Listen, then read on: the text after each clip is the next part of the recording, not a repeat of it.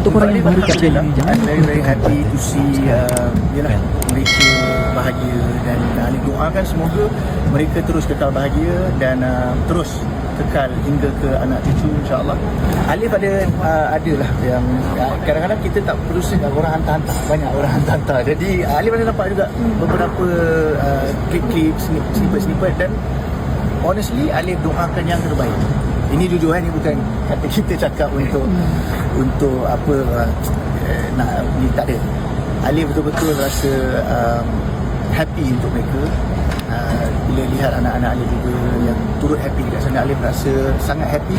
Dan sentiasa ada dalam doa Alif untuk anak-anak Alif, sentiasa dalam doa Alif. Dan untuk mereka yang baru saja bertunang ni, doa Alif adalah semoga terus kekal hingga ke jenjang pelamin dan terus bahagia hingga ke anak cucu. Adakah Alif juga ada merancang untuk cari pasangan? Oh, buat masa sekarang ni Alif serahkan sepenuhnya benda-benda ni kepada Allah. Dan ni bukan klise. Macam Alif katakan tadi, Alif banyak benda yang Alif nak perbaiki, nak usahakan.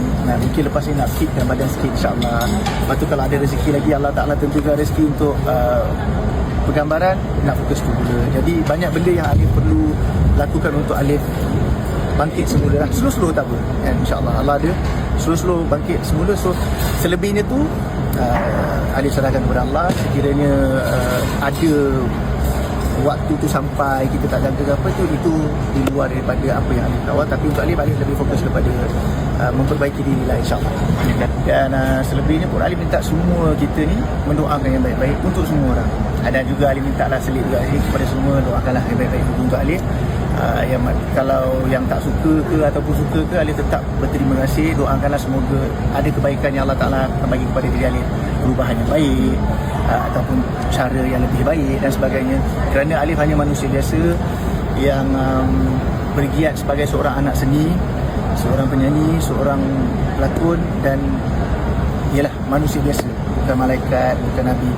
Jadi apa yang Alif kongsikan tadi tu, kalau ada salah kongsi, Alif minta maaf.